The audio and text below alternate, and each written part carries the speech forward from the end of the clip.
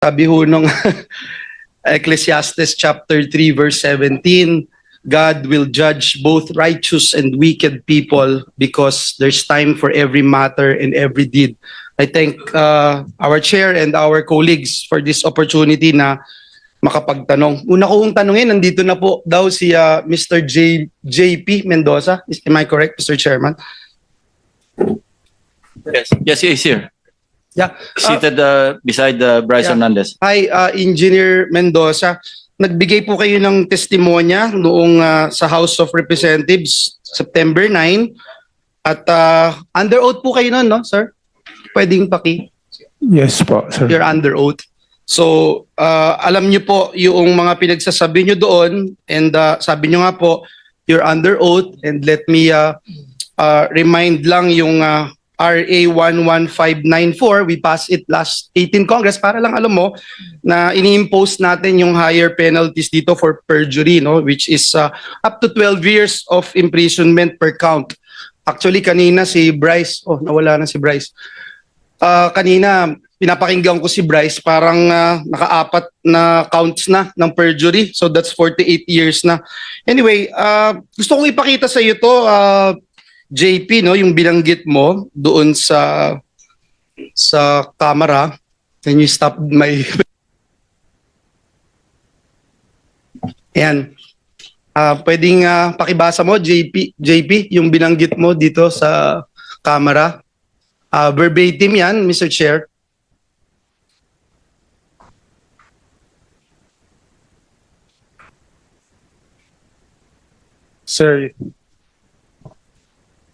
Sir, yung picture po na yan ay noong October 2023 na kung saan nagre-request po si Senator Joel ng iyong, sensya na po, medyo malabo yung mata ko, ng inyong, yung mga binasa po ni Engineer Bryce na base ng flood control kanina na nakasaad doon sa context. 4 lang po yung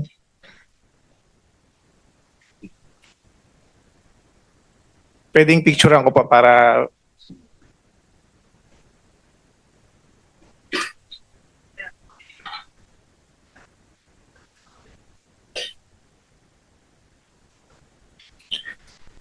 Sir, yung picture po na yan ay noong October 2023 na kung saan nagre-request po si Senator Joel ng yung mga binasa po ni Engineer Bryce ng flood control kanina na nakasaad doon sa context. 4 lang po yung napicturan sa akin ng boss ko. Kumbaga para sa summary po yan na sinasabi ni Senator Joel na mababa yung kanyang pondo, subalit siya ang majority floor leader.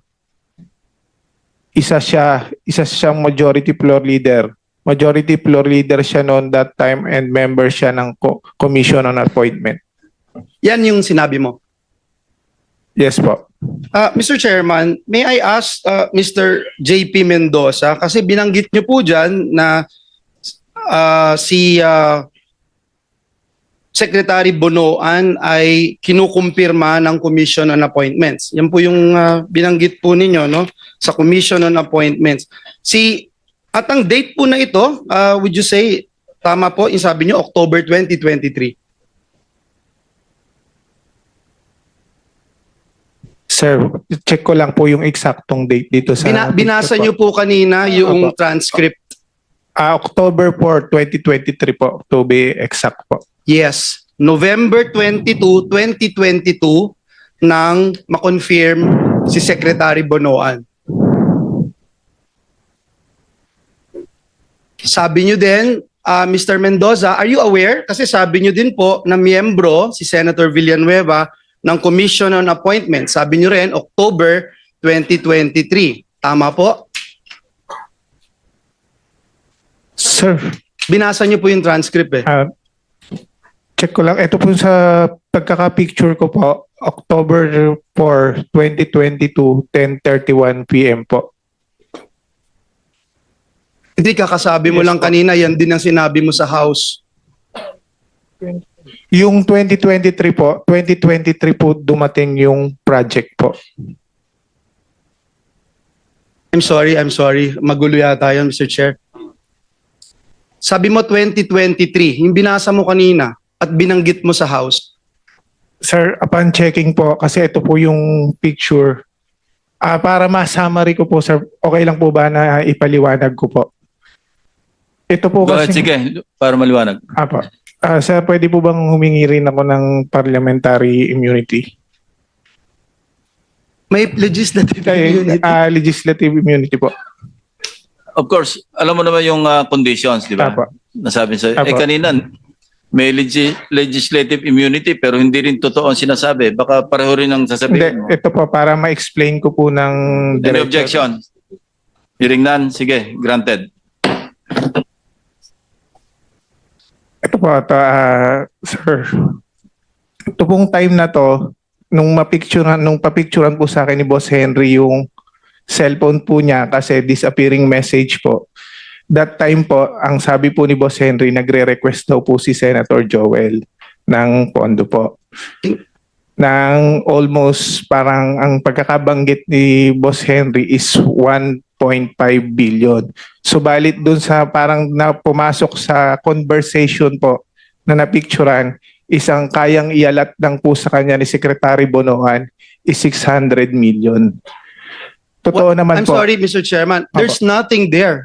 Kahit na picture lang yung pinicture mo, there's nothing there that states that. Is this a new allegation that you're talking about? Actually, papaliwanag ko lang muna po, sir. Ang kaya lang po ni Secretary Bonoan that time is 600 million na ibigay. Kaya sa conversation po, This was in October 2022. yes po, Okay. nung nagre-request nung October 22. Okay, Mr. Chairman, can I finish on that? Kasi lumalayo na po siya. Allow the resource person to finish the narration before Okay. we interject. Okay. Yung katulad nga po ng sinabi ni D.E. Henry noon, kung nagpa-follow up sa St. Joel, totoo naman po na ang nire-request niya is mga multipurpose building. Pero that time na hindi kayang ibigay yung amount na hinihingi ni Senator Joel, ang kaya lang ni Secretary Manny Bonoan po noong time na yun is 600. So, hindi maaabot yung target na almost 1 billion na mahigit. Naisipan po ni D.E. Henry na i-convert sa flood control yung 600 million na which is kinuhanan po ng 25% yung mga kontraktor para ang maging total is 150 million.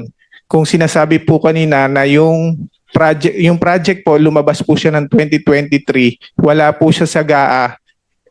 Meron po kaming conversation nung Chief of Staff po ni D. Henry na isinend po sa akin yung list na ayos na po na eto po, pakita ko po.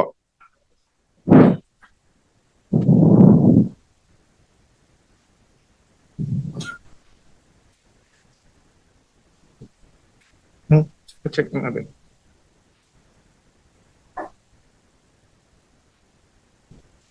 Pwedeng pa-flash to.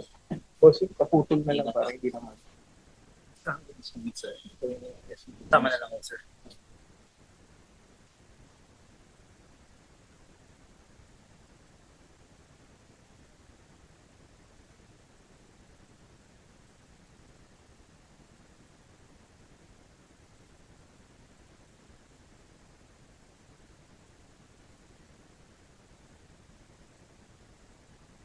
Mr. Chairman. Not germane to my questions kasi, Mr. Yung Chair. sinasabi mo, excuse me, Senator Joel. Sinasabi mo, meron kang screenshot ng conversation mo with Senator Joel? Pinapicturan po sa akin Sino kausap ni Senator Joel? si D.E. Henry po. Mr. Chairman, hindi po screenshot. Ang screenshot, it has to be your phone. So, Well, screenshot or photo taken from a screenshot, pareho lang Hindi yun. po photo, pinapicturan po niya sa akin yung cellphone niya. Yung cellphone. Kasi disappearing message po siya. Okay, sige. Nasaan yun?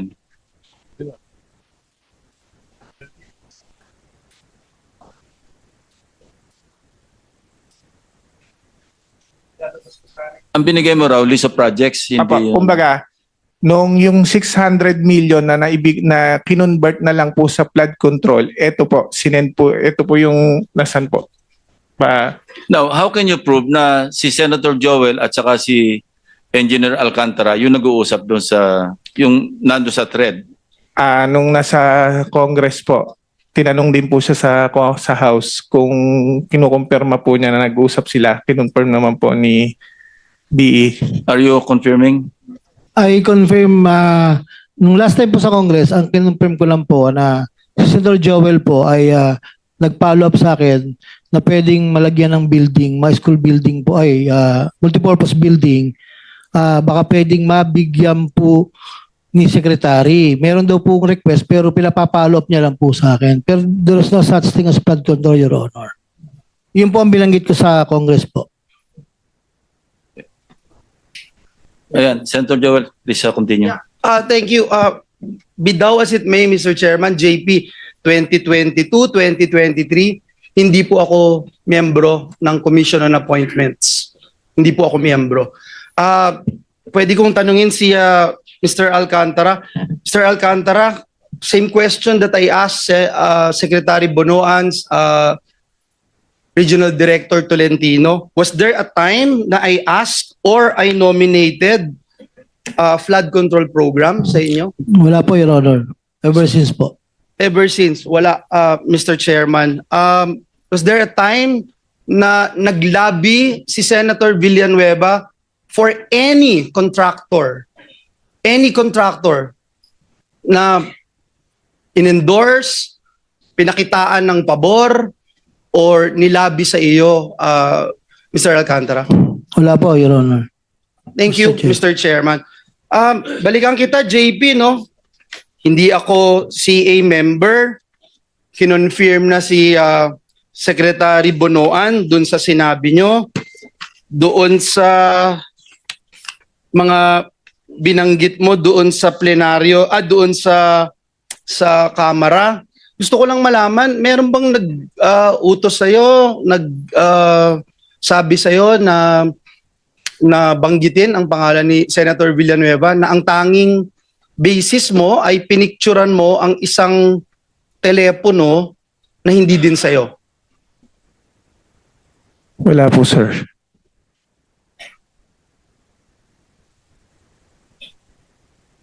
Puntahan ko si Bryce, Mr. Chairman, Engineer Bryce, nagpunta ka rin sa Kamara de Representantes at doon marami kang sinabi, may mga picture, kagaya nung sinasabi ni JP na pinicturan niya yung isang telepono at di umano ito ay conversation ni Joel Villanueva at isang Henry Alcantara. At nakakalungkot man na kahit ito'y isang picture lang from a different phone, parang tinanggap na gospel truth dun sa camera, no? May ipapakita rin akong picture sa iyo, Bryce. Pakitignan itong picture na to. Pakilakihan.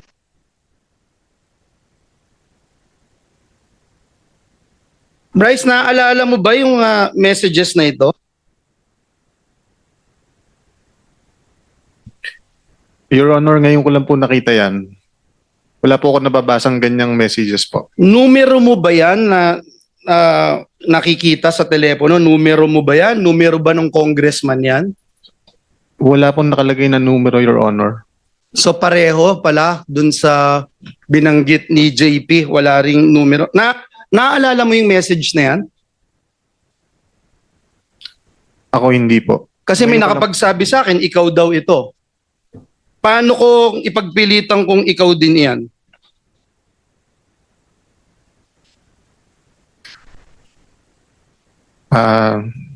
Nasa sa inyo na po yan, Your Honor. Pero hindi ikaw yan. Hindi po. Babasahin ko lang, Mr. Chairman, nakalagay dito, Congressman, Bryce, idiin mo si Sen. Joel dito. Bryce sumagot, basta kayo na bahala sa akin, batchmate. Huwag nyo lang akong ibalik sa Senado, sa Senate. Mr. Chairman, if we rely on pictures, anyone can claim anything. And let me show how easy it is to fake this one, Mr. Chairman.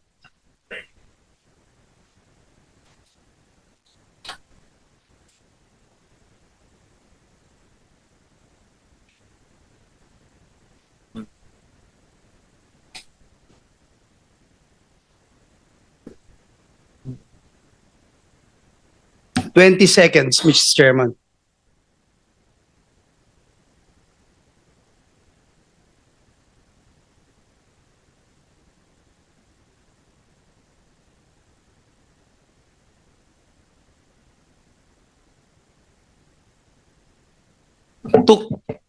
Took me 20 seconds, Mr. Chairman, to do that.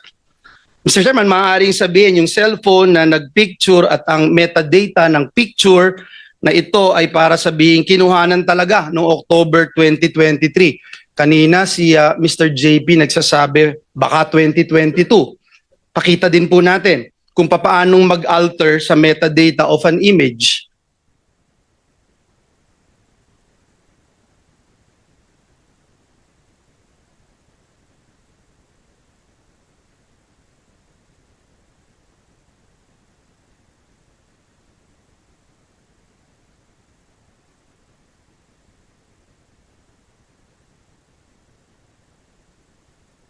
Ganun po kadali, Mr. Chair. Mr. Chairman, bukod po sa napakadaling magdoktor ng picture, inamin niya po mismo doon sa camera, and if we can show the minutes and the transcript of the hearing, inamin po ni Engineer Bryce na wala siyang personal knowledge sa mga mensaheng ito. Can you confirm, Engineer Bryce, itong binanggit nyo na Your Honor regarding sa mga text messages po, wala po. Kasi you're being asked to prove your allegations na may pruweba or usapan tayo, or at least make sure for fairness sake, sabi niya Rep. Adyong. Would you confirm na ito po yung naging sagot nyo, sir?